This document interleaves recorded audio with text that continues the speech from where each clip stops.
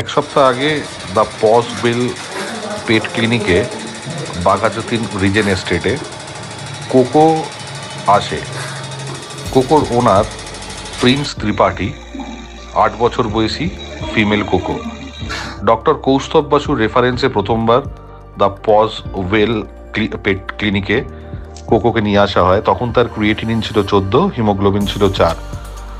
তখন শৈবাল দাসের তত্ত্বাবধানে ব্লাড ট্রান্সফিউশন করা হয় কোকোর, এবং ব্লাড ট্রান্সফিউশন করে কোকোর হিমোগ্লোবিন বেড়ে হয় 7.5, কিন্তু সঙ্গে সঙ্গে ক্রিয়েটিনিনও বেড়ে যায় 18-তে, 14 থেকে 18।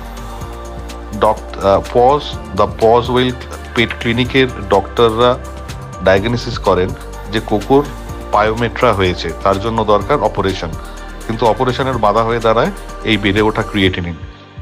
তো তার জন্য শৈবাল দাস দ্য পজ ওয়েল পেট ক্লিনিকের কন্ট্যাক্ট করে এইচপিএল এর সঙ্গে, এবং এইচপিএল এর সাউথ ব্রাঞ্চের পরিষেবা ব্যবহারের জন্য বা পরিষেবা ইউজ করে আজকে কোকোর ডায়ালিসিস সম্পন্ন হয়।